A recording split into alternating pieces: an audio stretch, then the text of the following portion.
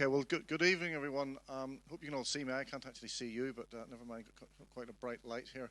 I'm Harry Sherrard, and a very warm welcome to our final talk of the year. Great to see so many of you here.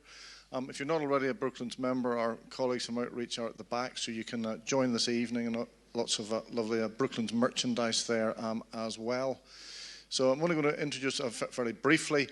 You've gleaned from the films you've just been watching some of the tremendous history of BRM, and we're very pleased to welcome to Brooklands this evening a number of members of the Owen family. So I'm going to hand you over now to Paul Owen, who will tell you a lot more. Paul Owen, thank you.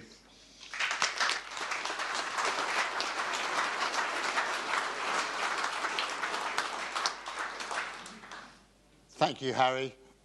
Ladies and gentlemen, thank you for inviting us here. Going to start with a short film.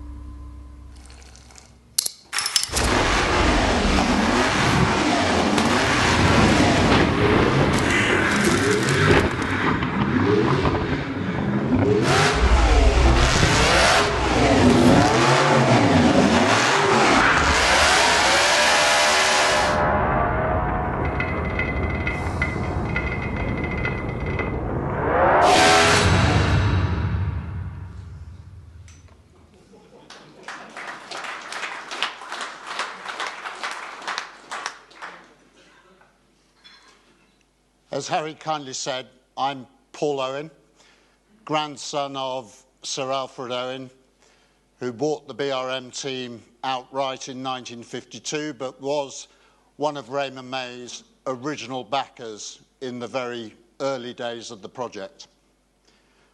The Re-Awakening project is something conceived with three other members of the family, Simon, Nick and John. John, unfortunately, can't be with us this evening, but Simon and Nick are most definitely here, and you'll be hearing from them later.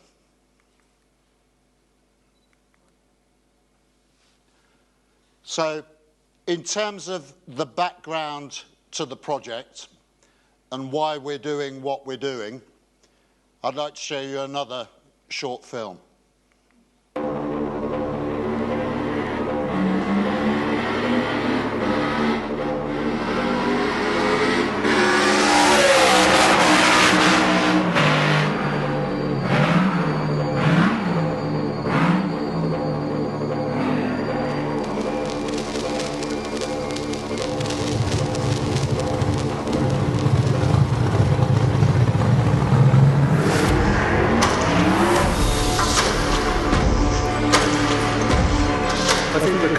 Stuck most with me was the original V16. It was so exciting to see that car in the hands of one Manuel Fangio when he had his first drive in it at Fockingham. It was a fabulous noise, and the sight and sound of that car has been an abiding memory ever since. Well, I suppose my first memory would be earlier than that, in the late 40s. I don't know why, but as a small boy I was with my father one time when he went over to Bourne, where Raymond Mays lived. Raymond Mays approached him in the years after the war because he had this vision of a British car to take on the Germans and the Italians that had dominated motor racing in the pre-war years. My father was a patriot, so he was always up for challenges of that sort, and if he took something on, he would see it through to the end. He never gave up. I've been passionate about BRM since I worked there, and I remember this noise, this fabulous V16, which it had got a fearsome reputation. Revving to nearly 12,000 revs and eventually developing 600 horsepower. An awesome machine. It is the 70th anniversary. I would love to see those original cars run at racing speed. Given their age, the only practical way is to build some more. In a selfish way, I'd love to experience the sound of that car again and share that experience with others.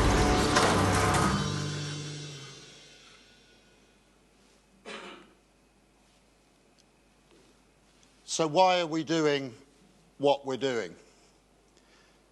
Well, I think as a family, we feel very strongly that we're custodians rather than owners, and custodians of something that's not just part of our company and family history, but also part of the nation's industrial and sporting heritage.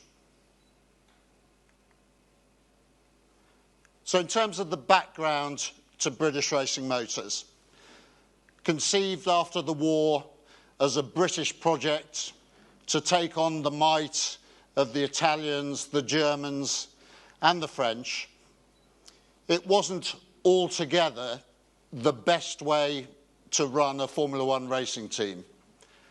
A committee of a good few dozen headstrong industrialists making all the decisions and trying to build a racing car. So much so that by 1952, the trust running the team decided to put the whole thing up for sale. And our grandfather made an offer, and it was the only offer that was to take on all the debts and liabilities of the company. So the trust decided to sell the business, British Racing Motors, to my grandfather, his sister Jean, his brother Ernest, and it became part of the Rubery Owen group. 10 years later, the ambition of a British car with a British driver and all British components was finally fulfilled. It was a tortuous and difficult road, and we'll get onto that a little bit more in the Q&A. But BRM was at the forefront of top-line motorsport until 1974, when Rubery Owen decided with a heavy heart that it should not race the 1975 season. The reasons behind that: times were tough, and the BRM team management approached my father David and his brother John with a budget for the 1975 season, costing over £1 million, but with no sponsorship.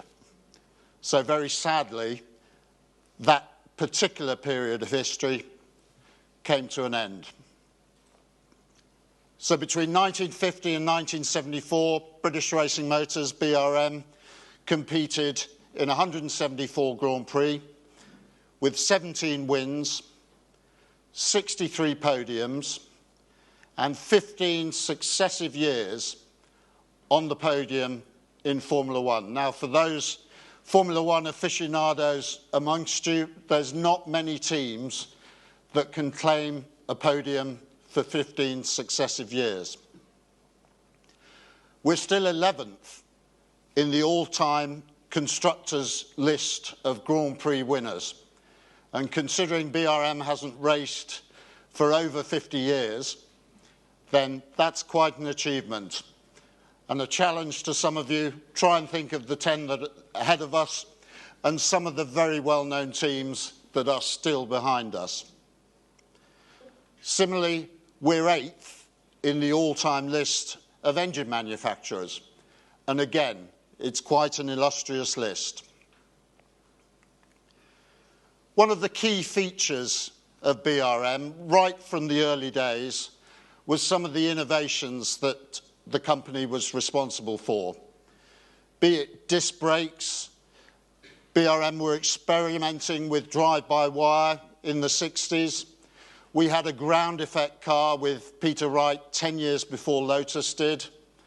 Obviously, the V16 and the H16 are some of the most complex engines ever built. A lot of work on aerodynamics, driver safety, four-wheel drive, sponsorship. We introduced Yardley into Formula One in 1970 before McLaren pinched it, and then again Marlboro in 1972 before again McLaren pinched it. I think BRM can quite rightly be proud, together with Sir Jackie Stewart, of the work that was done on enhanced medical facilities. And we were experimenting with Rover, with the gas turbine BRM, in the early 60s with alternative powertrains. And it's quite interesting to think of all the talk now going on about alternative powertrains in motorsport. Well, BRM were doing it more than 60 years ago. Telemetry and data logging, there's some fantastic photographs of Graham Hill, I think at Snetterton, with ticker tape coming out the car, all sort of mic'd up with sensors and so on and so forth. And again, there were telemetry projects going on in the early 60s. As our good friend Sir Jackie Stewart so very kindly says, if it wasn't for BRM, our £11 billion a year motorsport industry would not exist today. And this Reawakening project, it's not about us. It's actually about the people that made it happen in period. Only around 200 people ever worked for BRM in its 25 years in frontline motorsport. And it's been lovely speaking to a couple of people already tonight who work there. And the company really is remembered with an extreme fondness and an extreme attention to detail that is so lovely to hear. And it's for those, the people that made it happen in period, that we've undertaken this Reawakening project. So how did it all start?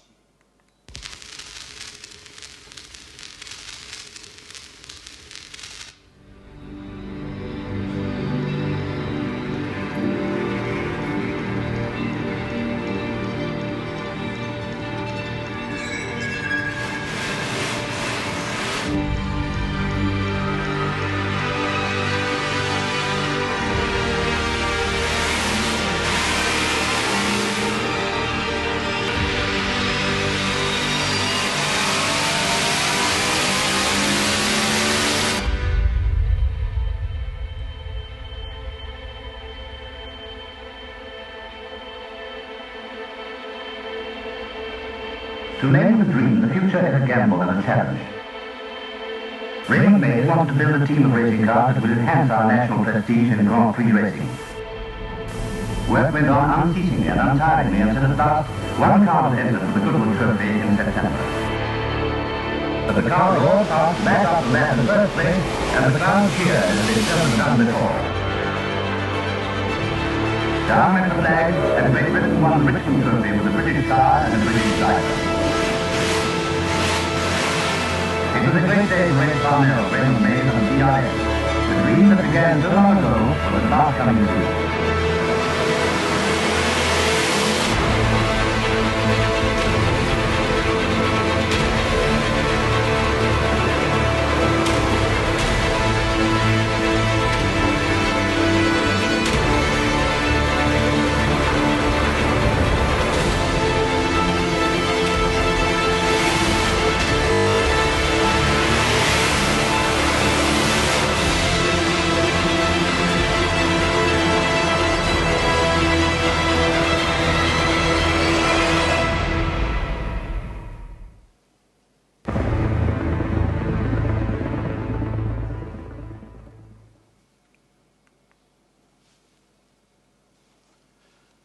After our last race in 1974, some of you will be aware of what we've been up to since.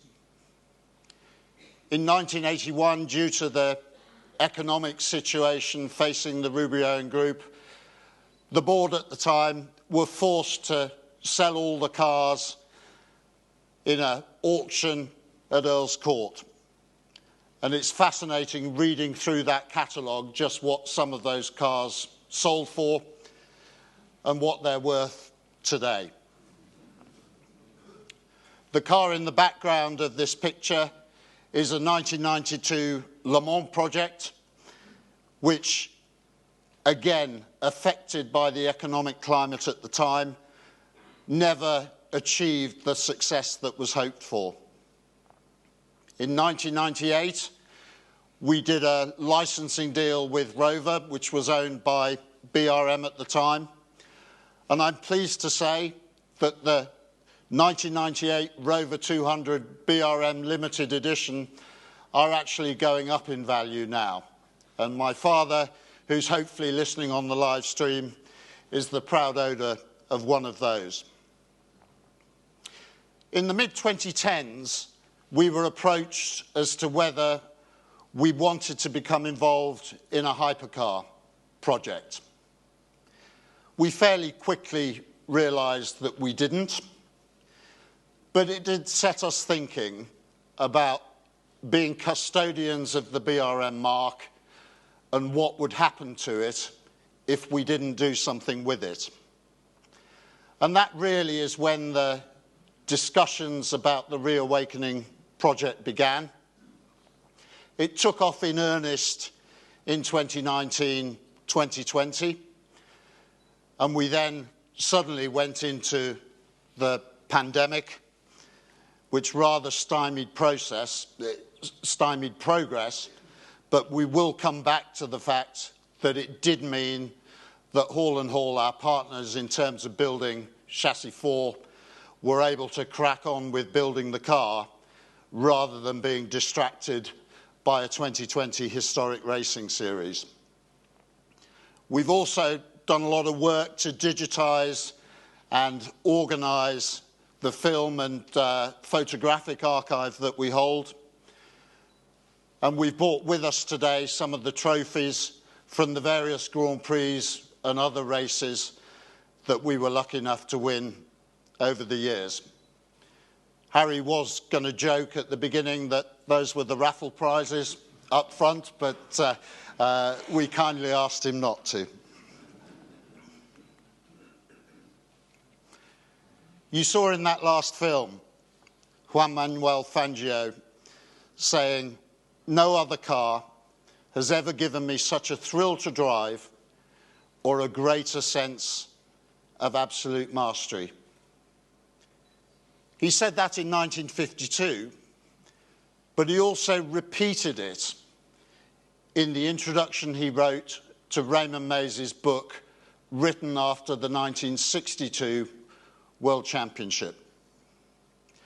So it's a special car, and one of the greatest drivers of all time said that about it 10 years later. So our ambition with the Re-Awakening project has three strands. Firstly, to tell the story properly, authentically, and to bring it up to date. Secondly, to introduce it to a new audience and allow BRM to take its rightful place in the history of not just British motorsport, but motorsport in general. And thirdly, to go racing, but to go racing sustainably. The cornerstone of the project is our BRM P15 Mark I V16 Chassis IV. As we were going through our grandfather's paperwork, we found plans in period. He was chair of what was quaintly called the Car Development Committee, and we found plans to build 6, but the story is well known. Only 3 were ever built before the formula changed at the end of 1952, and the V16 became somewhat obsolete in terms of competing in Formula One. But as we've heard already, it's probably best known for its sound.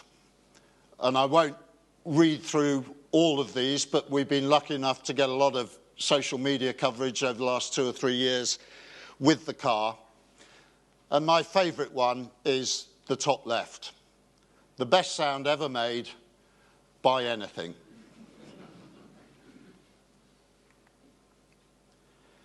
I talked about social media, and we're thrilled that we do seem to be achieving some of our objectives of introducing the BRM story to a new audience, to a social media audience.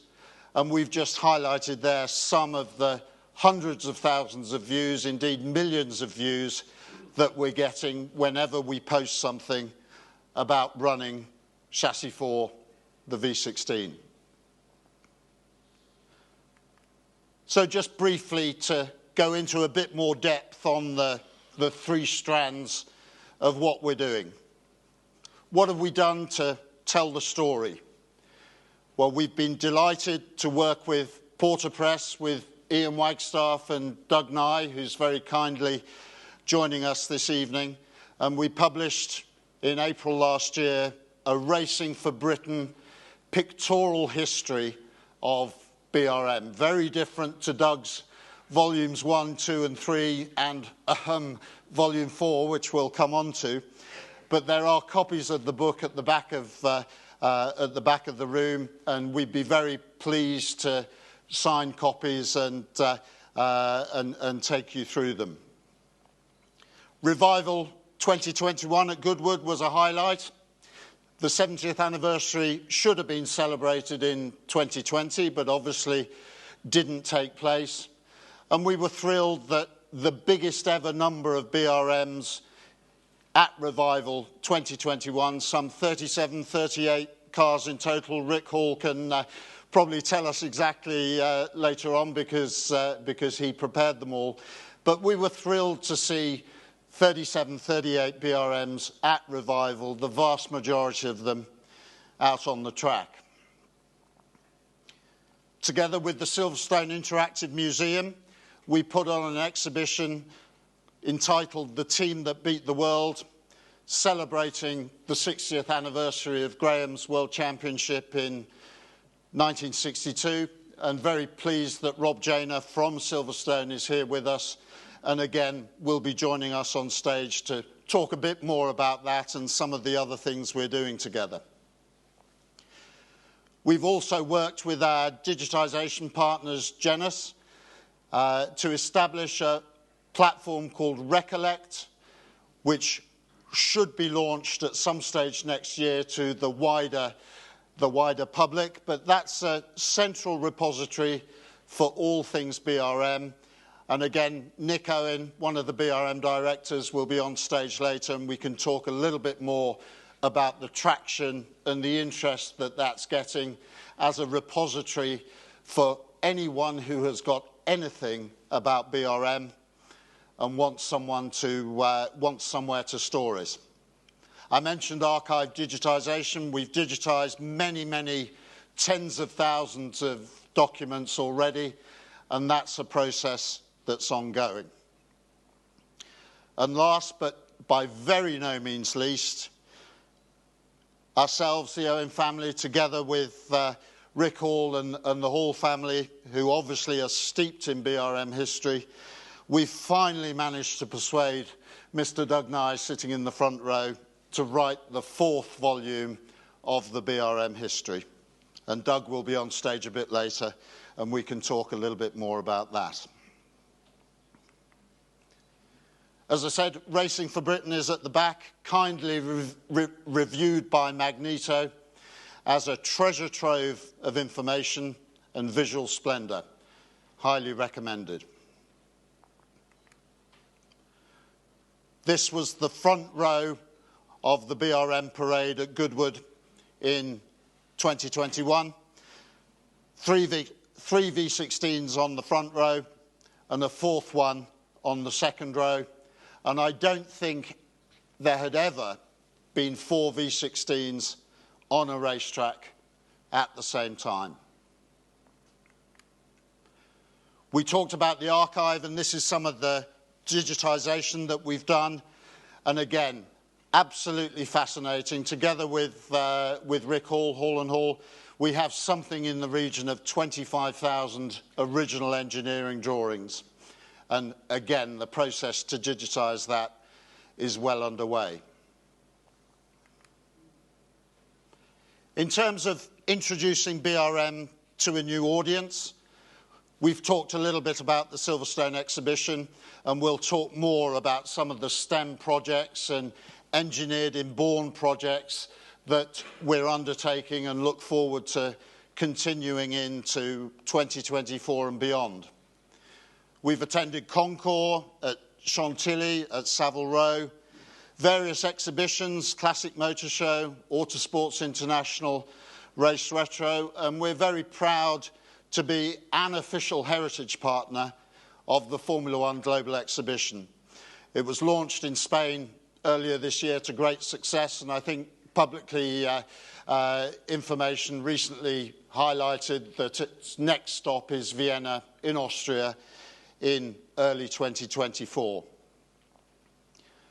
We're delighted that BRM is now on Forza, the leading simulator gaming platform in the world. And next year, we should see some additional BRMs on various scale-extric tracks around the world. I mentioned also earlier how our social media presence is attracting new viewers and hopefully introducing us and BRM to a new audience. And finally, we launched last year the BRM Paddock Pass, which gives fans of BRM, people who want to get close to what we're doing, the opportunity to work with us, to spend time with us, and to learn firsthand all of the things that we've got planned. We're thrilled with some of the press coverage that we've got, articles in GQ, Evo, Top Gear, and lifestyle magazines, as well as motorsport magazines, motoring magazines. This was us at the Chantilly Concours. Again, 13, 14 BRMs in front of one of the most beautiful chateaux in France, introducing BRM to an audience that perhaps wasn't as aware of it as we would like them to have been. This is our V16 at Savile Row Concours earlier in the year, and again, attracting a new audience, explaining the history of the car, the history of BRM, is an absolute privilege and something we thoroughly enjoy doing. Similarly, at Race Retro, a V16 engine on its own, on a stand, attracting a new audience. And one of the highlights of that whole event for me was a father talking to his son about all of the intricacies of that particular engine. For those of you into gaming, this is the 1974 P201 that will be on the Forza platform next year, and it's fascinating to see lots of traction already being gained by the car being on there. I talked about our Paddock Pass, the opportunity to get close to us, to get close to what we're doing, to help us work out the direction in which we want to go, in which we want to take BRM, and to get close to the action, particularly with regard to what we're doing with our Chassis 4, with the V16, where it's going, where it's heading. And Zuzu, on the BRM stand at the back, is very happy to take people's details if they'd like to know more about it after the event.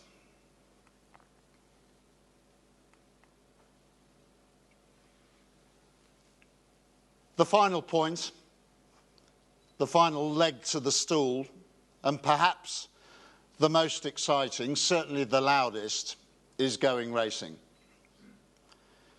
Chassis 4 made its debut at Goodwood Revival in 2021, and as John Owen, who commissioned the car, said in the film, his wish was for the V16 to be heard once again at racing speeds. And we'll talk a little bit more about that on stage later when Rick Hall joins us on stage. We're completely indebted to Hall & Hall and the fabulous team there for building the car from scratch, an absolutely monumental achievement. And we've taken it to Shelsley Walsh in 2022, Prescott in 2023. Our 2024 plans are currently being finalised, but it's great to see more than ever more BRMs racing competitively in historic motorsport. Finally, and perhaps very importantly, we are committed to running our Chassis 4 on sustainable fuels. We've got an active project going. We're already carbon capturing all of our emissions from running the car, both last year, this year, and that will continue into next year. But I talked about the monumental achievement of Hall & Hall in building Chassis 4, and this was the day on which it first started up.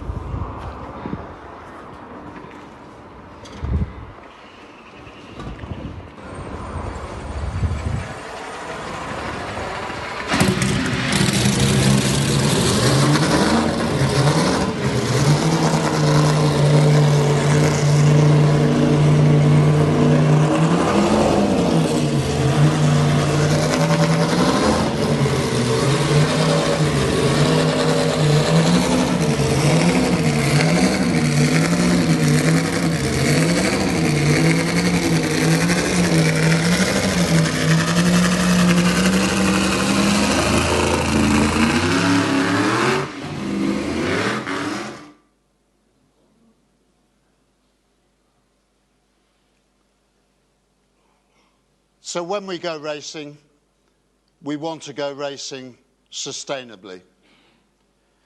And our ambition is to see BRM at the forefront of sustainable, historic motorsport. So when we see Chassis 4 at various race meets next year, this is at Goodwood last year, and this is at Goodwood this year, we're very committed to it being running as sustainably as possible. We want to celebrate the past, enhance the present, but help shape the future. So what's the next chapter? Where are we going next? Still on those three prongs to the Reawakening project. Tell the story.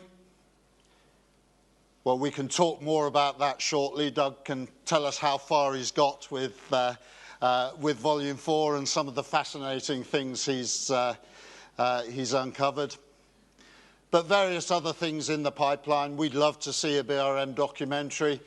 Our feeling is that the story of Raymond Mays, an openly homosexual man at a time when it was illegal to be so, and the diversity, the equality that BRM had right from the early days. The fact that Sir Alfred's sister, Jean Stanley, was such a pivotal part of the team. It was Jean, I think, who persuaded Sir Alfred to put Tony Rudd in charge of the team, that changed the fortunes of the outfit in the early 60s and led to the 1962 World Championship. And we're very committed to further developing and enhancing the Recollect platform that I talked about earlier. Introducing to a new audience, the educational work that we're doing will continue. We certainly want to explore and develop the simulator and gaming activities, the social media activities, and to take the Paddock Pass membership to its next level. And then finally, to go racing. We'll continue racing Chassis 4 so it can be seen and heard at racing speeds. We want to have a sustainability focus in historic motorsport. And hopefully, at some stage in the not too distant future, the second of the 3 V16s that we've authorised will be completed and going to its owner. And this car will be very special indeed.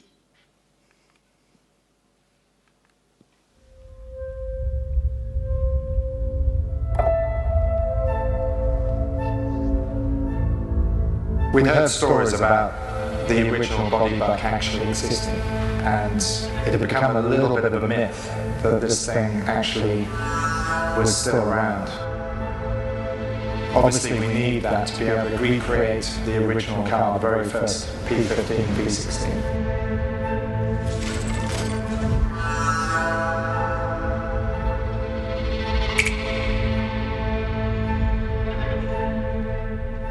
Rick Hall got a call from Geoffrey Marsh and said, "You better come down and have a look at this."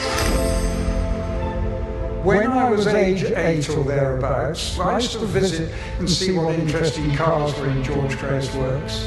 My father said to me, "Perhaps you'd like to sit in that BRM." And he said, "That car one day is going to be a world beater."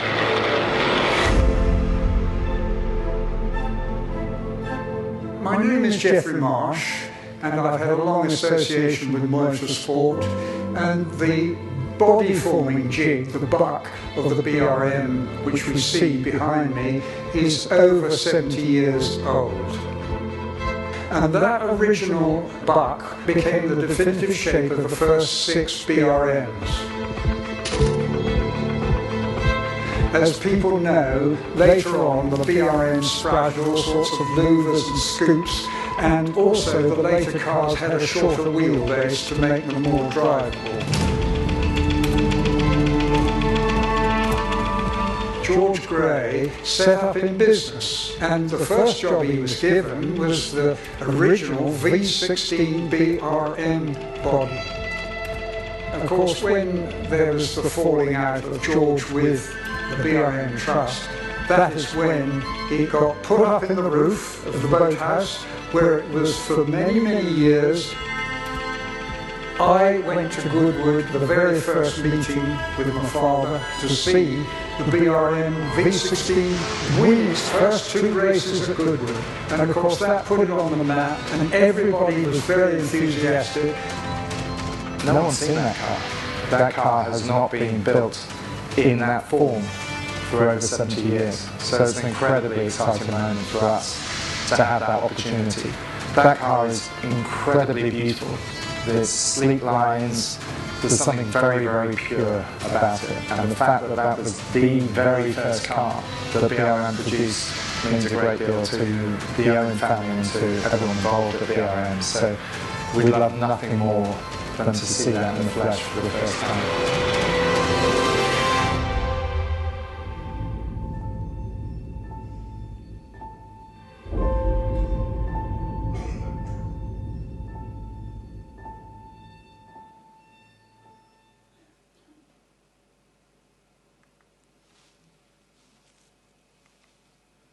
So Chassis 5 will be that original shape that hasn't been seen, as Simon said, hasn't been seen for more than 70 years. So when it's completed, hopefully it will be a very special moment. I mentioned the archives, the work to digitise the archive, to uncover more archive continues. There's a quote up there from Doug. Sorry if I've misquoted you, Doug, but I think you described it as one of probably the finest archive in motorsport, and you've seen quite a few, but maybe we can talk a little bit more about that on stage in a few minutes. We'll continue the beautiful photography that we're very lucky to have on our board of directors, Simon, who is by profession a photographer, and the beautiful films and images that you've seen as part of this presentation are all Simon's work, and he's a fabulous asset to the whole Reawakening project. But before I welcome others to the stage, this is what it's all about.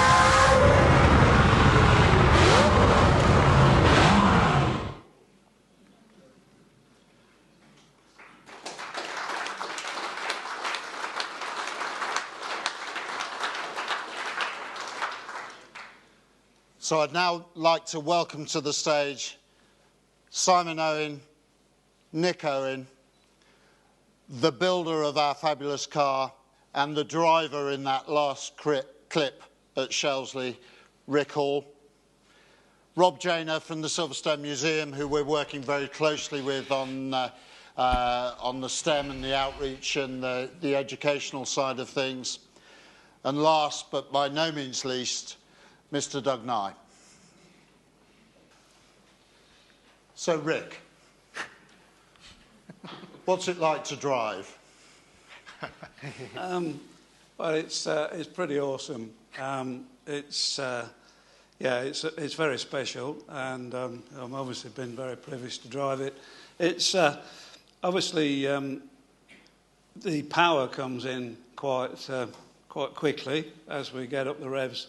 Because the supercharger is centrifugally driven, so it increases with speed.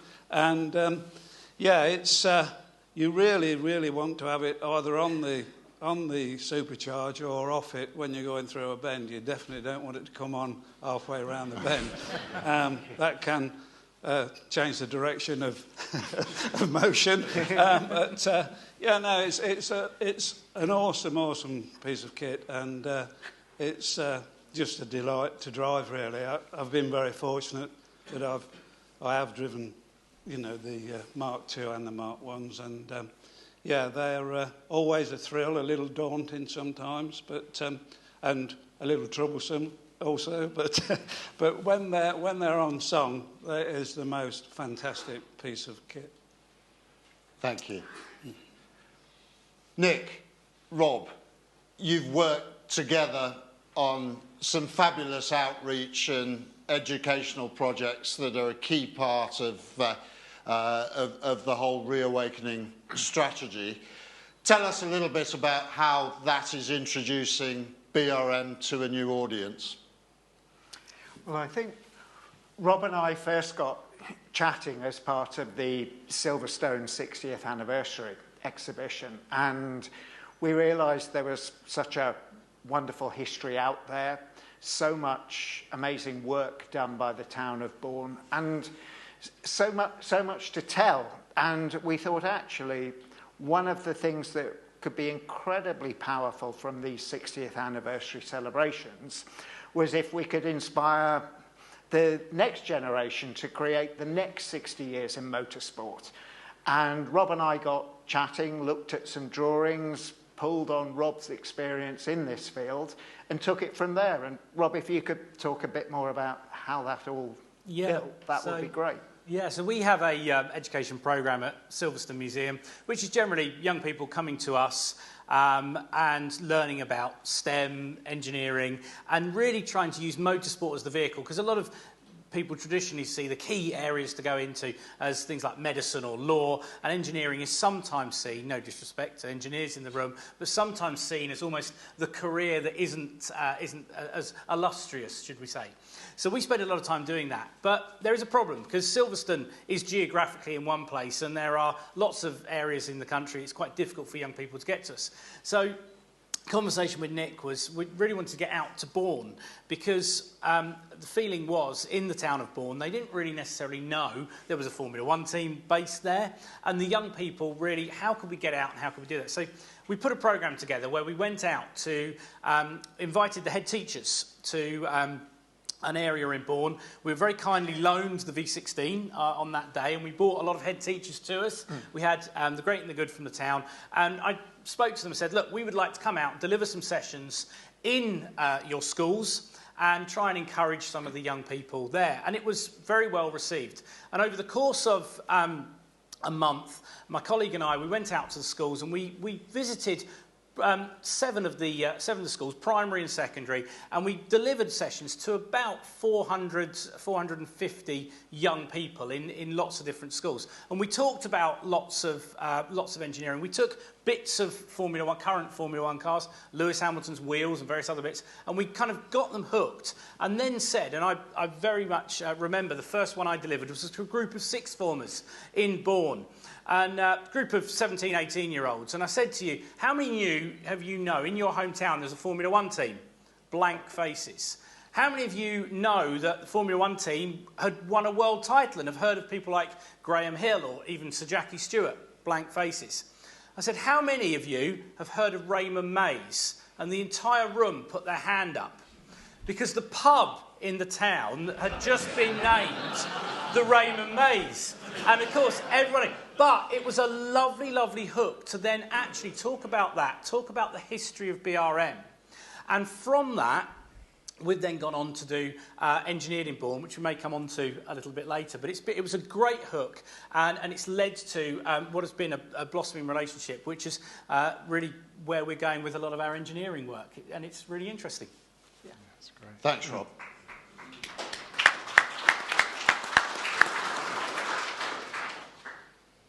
Simon, you've played a huge role in the whole Re-Awakening project, but yeah, the cinematography, the film production, the photography that we're lucky enough to have within our midst is just fantastic. What's been the highlight for you of the last 3-4 years of the project? There's been many. I think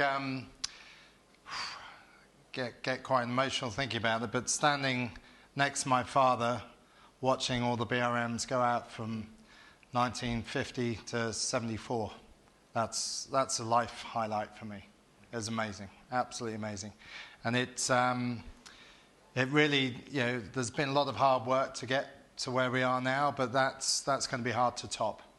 Watching the history of motorsport through BRM go out from 1950 to 74 was definitely my highlight. Just to be there, I didn't even try and take a picture because I just wanted to soak it all in. It was phenomenal, very, very special. And some of the photography is just fantastic. I mean, the Battle of Britain V16 in front of the Lancaster, in front of the Spitfire. I mean, how do you create photography like that? It's immense. Well, really nice equipment, very little skill, good computer.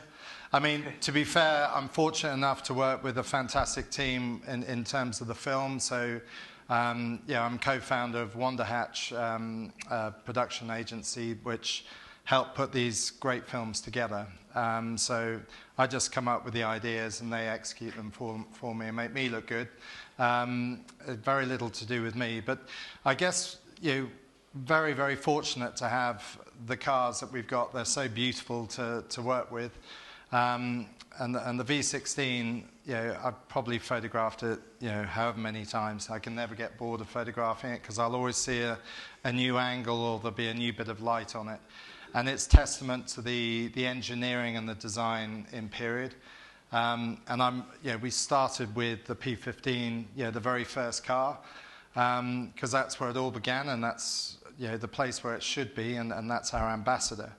But I can't wait over the next few years to go through almost chronologically and get to know all the other cars, because I've literally, for the past 3 years, just been focusing on the V16, and it's an absolute privilege. It's the the whole project is a privilege. You know, you wake up one day and you say, well, there's a heritage Formula One team to have a play with. It's phenomenal. It really is. So very fortunate to be here and to be involved in it. And it's, yeah, credit to the engineers that the pictures look good, to be honest.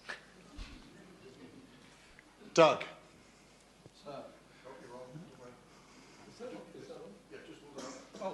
Hello.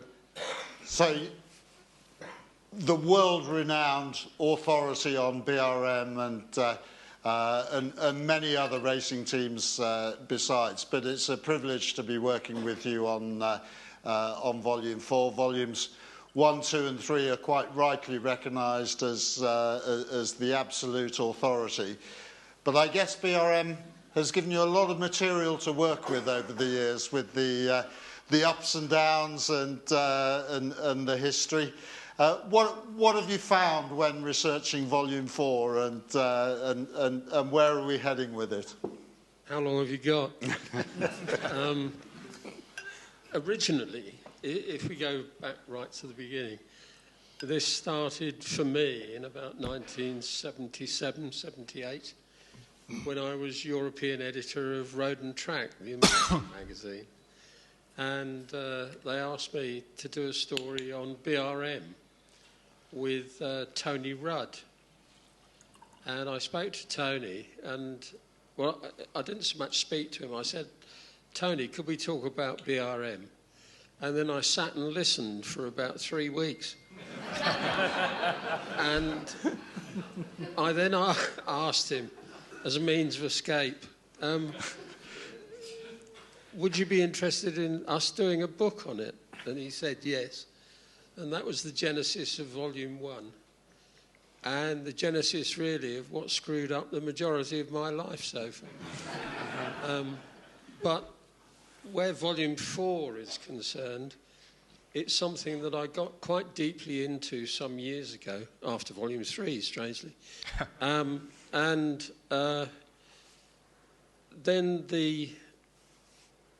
what happened was that the publisher, John Blunsden of Motor Racing Publications, who was actually the chap who gave me my very first job straight out of school at Motor Racing magazine.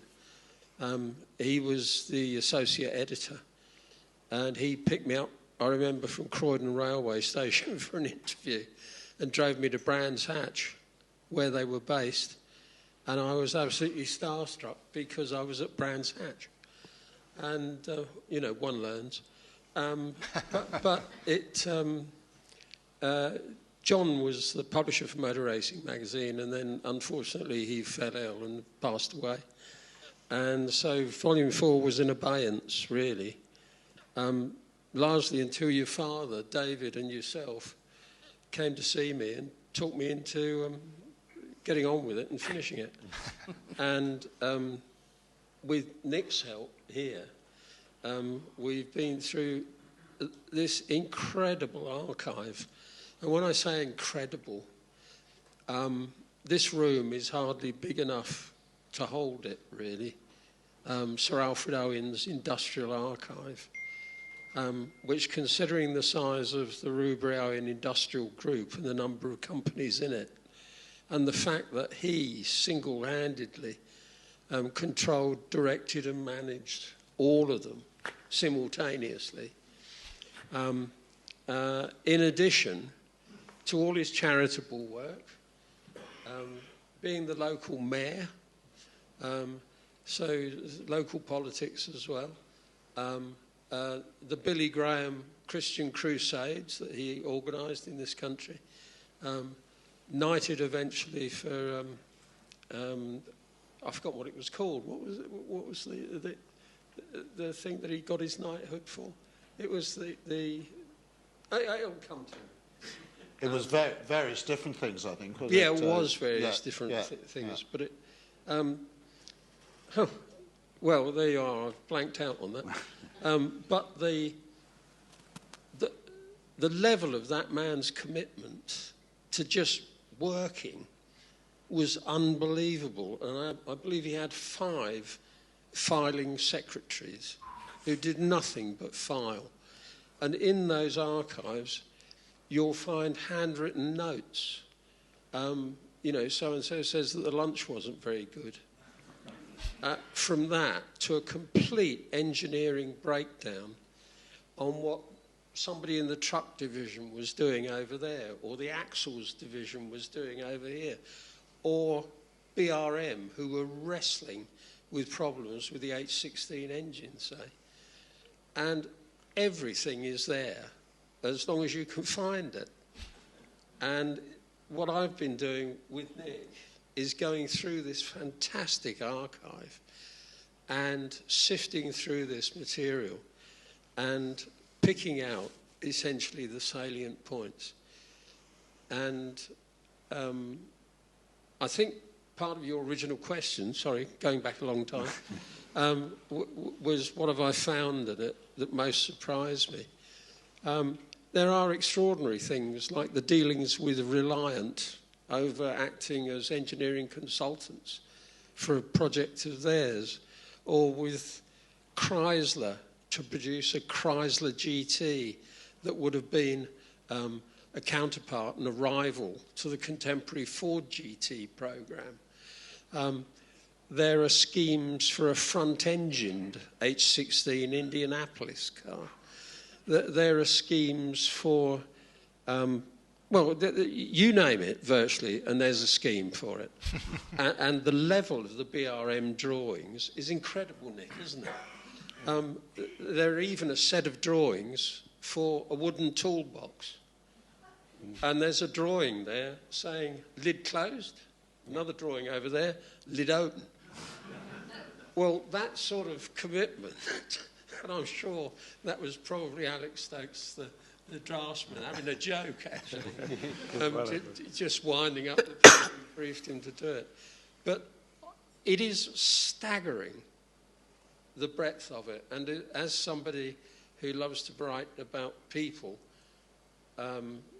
every bit as much as I'm fascinated by the engineering of the cars and the activities of the sportsmen who drove them and the mechanics who built them and looked after them. The people side of it is just extraordinary, because within that archive, with all the letters and so on, you see this remarkable range of all human life is there. And some of it is quite emotional to read. Some of it is hilarious. A lot of it is virtually unpublishable. But what an opportunity. And it's been my privilege to have been asked to do that over the years. So thank you very much. Wow, pleasure. Our pleasure, Doug. Thank you.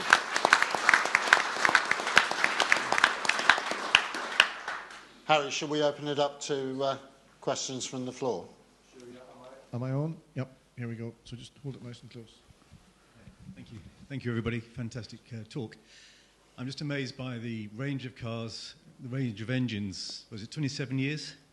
200 people employed. And the downfall was lack of sponsorship in 75. I'm looking at the cars and I can't see many logos other than dark green and a red nose here. So why 75 specifically? Is it just running out of money and diverting to other things, or what?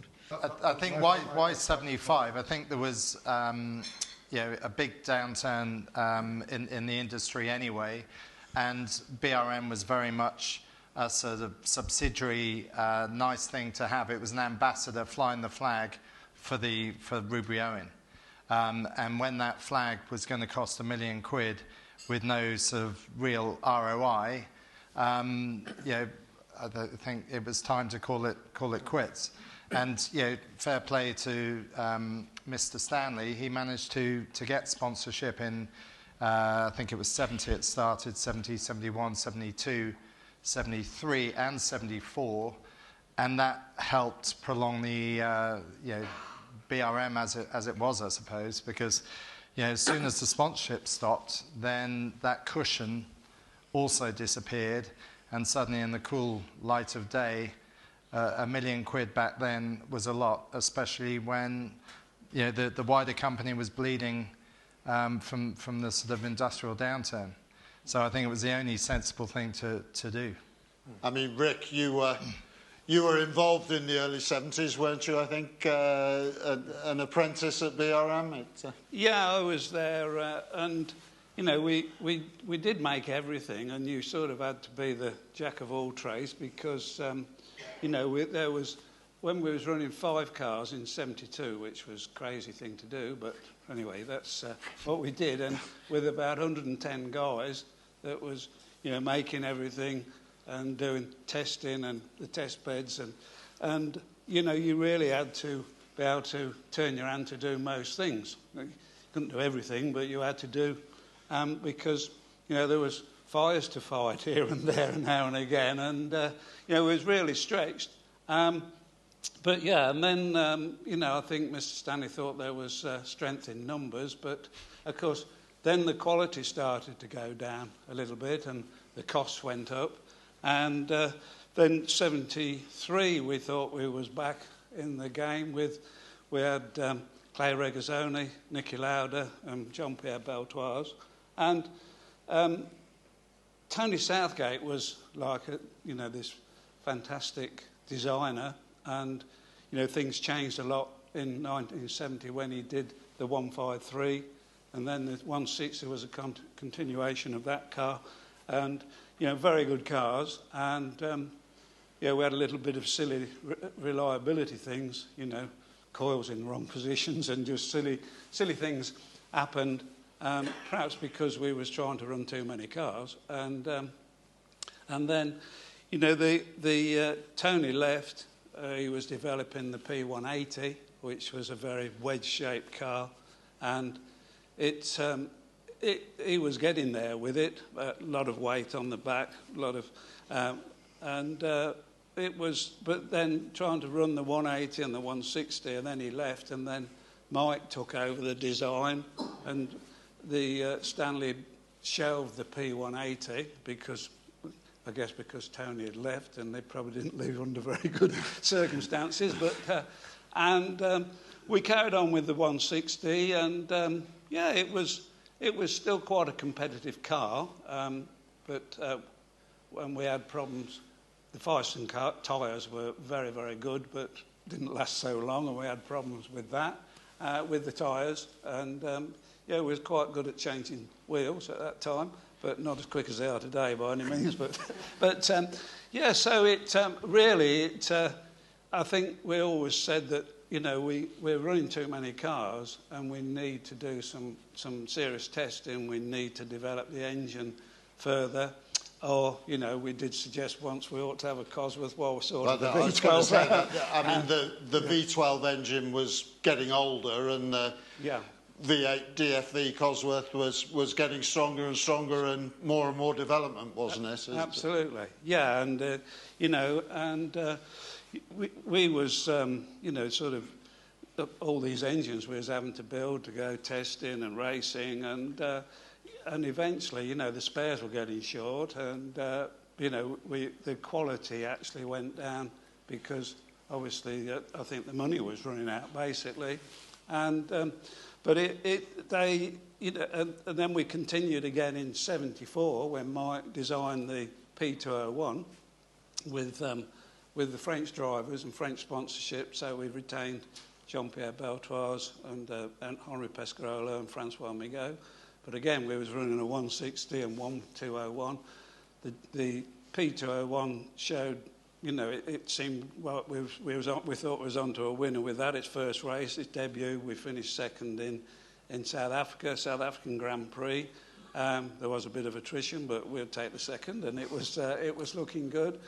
And then we, you know, it was just, again, I think we was trying to do too much with too little, and sadly, at the end of '74, you know, it didn't look like we was going, you know, anywhere from there. And yeah, and I think then that was really the downturn.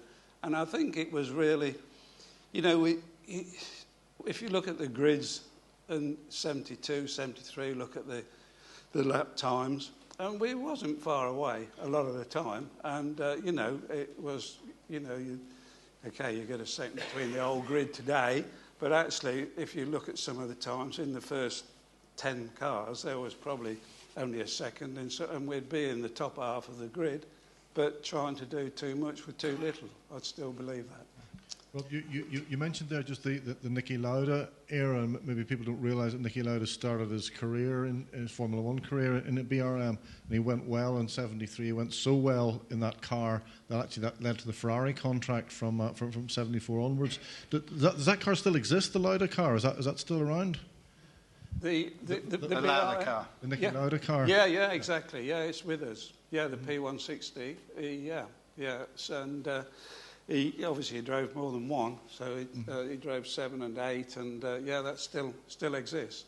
And of course, it was in the BRM that his talent, everybody became aware of his talent and how dedicated and how he wanted to do it, and you could see it with him. And he actually came to the factory when we was doing the 201, and came through and we thought he was, the car, the 201 was really going to be around Niki Lauda, but he left and didn't come back and sign for Ferrari.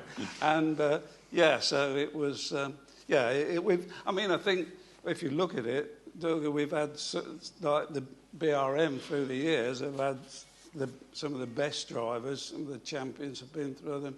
They've had, they've been very competitive through that year, although it doesn't always show in the results. But the last win was '72 at Monaco, and I think it's easy to criticise, but it was a lot of work, very enjoyable, I have to say. And, Rob, sorry, I'm hogging the questions myself. So, what's my last question? What did you make of the film Rush? Because again, people may not realise that BRM was actually depicted in Rush.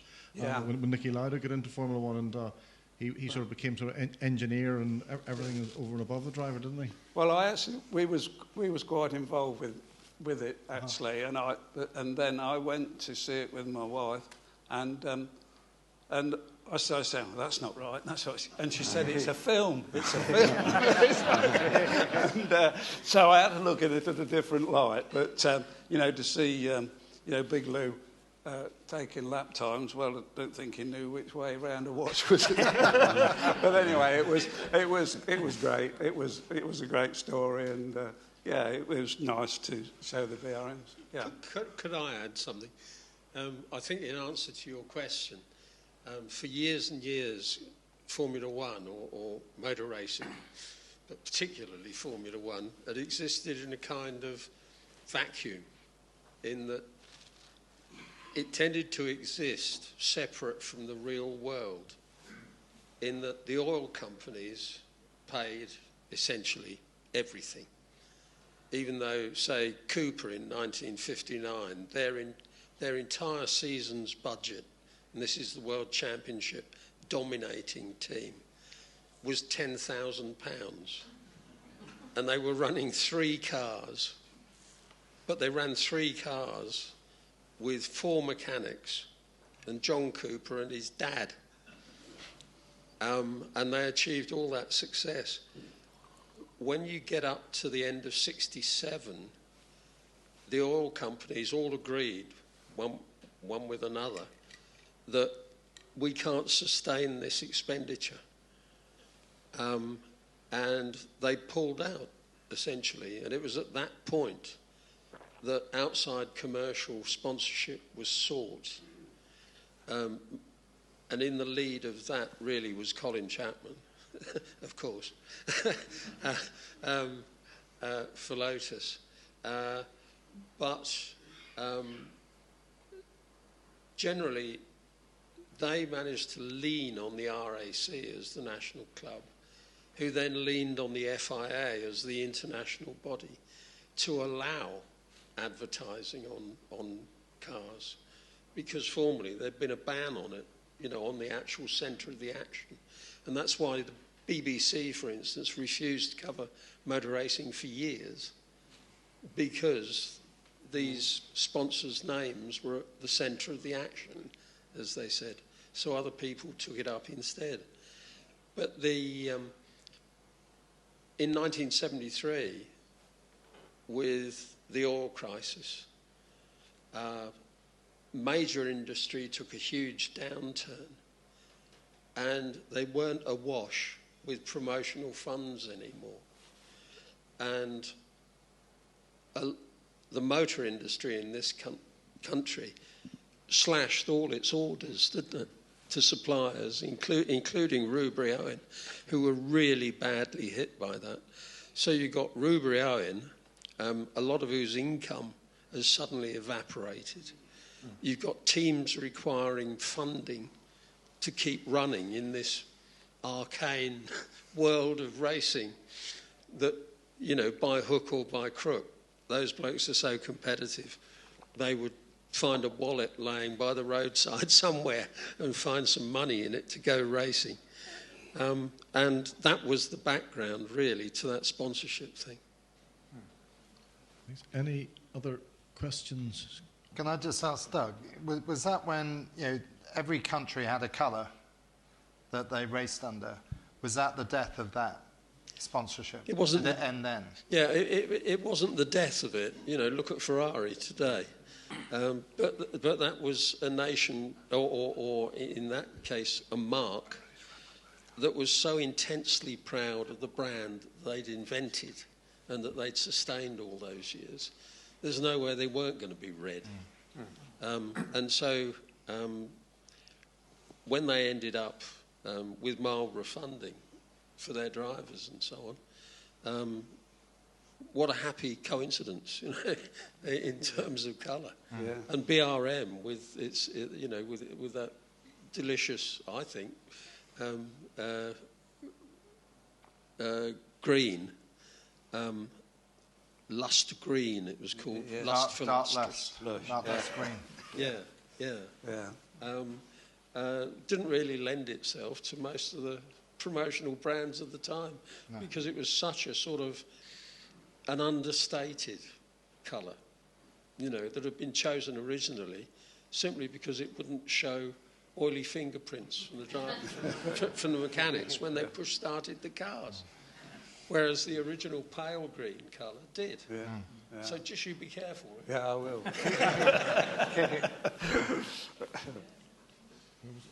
Okay, we've just got one question. You'll just pass this across. There was some mention that you might go into a hypercar project. What was it that made you desist? In our mind, it wasn't a credible project. It wasn't authentic to BRM's principles and values. And it also got us thinking about what was BRM, what is BRM. And I think that the conclusion we came to is that BRM always was and should be a motor racing team rather than a road car manufacturer or whatever. So for a whole variety of reasons, the project didn't stack up, but it did set us thinking, what are we going to do with this marque? Because you know, otherwise it runs the risk of just being a fabulous historical story. So that was why I mentioned it, was that was the catalyst for the whole Reawakening project, basically. Okay, have we got a question here on the front? Yeah, just one final question. Yes, thank you. Good evening, thank you. Wonderful talk. Going back a long way to '62, my very close friend and I were at Goodwood on Easter Monday, and we saw the BRM, and in those days certainly it had what were known as organ pipe exhausts, and that gave it a fantastic noise. We've been talking about noise this evening for the latest project, but I've always wondered why they were discontinued. Was it simply performance or unreliability or what? Because it certainly went very, very well with those organ pipe This exhausts. is the stack pipe. Stack pipes. Yeah. I think basically because it brought the power right to the top end of the revs, and with the 4 into 2 into 1, it filled in the mid-range and gave it much more torque. and also they were prone to cracking and break and falling off. And yeah, it was really the performance of the engine is why it was why they changed to the 4 into 2 into 1. Yeah. So yeah. The stack pipe was originally introduced simply as an expedient to get the car out on the track and racing, because the pipe bending involved and the manufacture of the 4 into... how many was 4 it? into 2 into 1. Thank you. 4 into 2 into 1, each side. It took a lot of careful calculation and a lot of careful dyno work before they were satisfied with it. So initially, when the car first appeared in Brussels and then ran at Goodwood, Silverstone, Snetterton and so on, it had those stack pipe exhausts, but it would leave the pit with eight of them, and come back at the end of the race with 4 or 5 on a good day, and they weren't the most popular car to follow.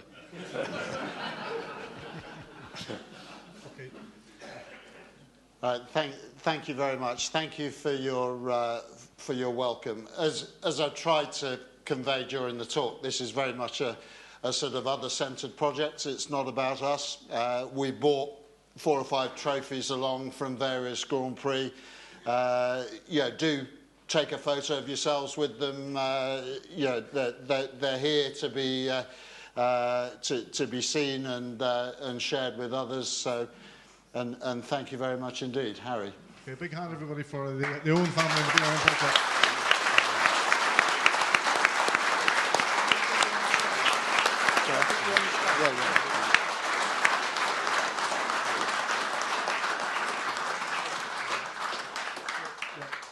Thanks everybody for an excellent presentation, and as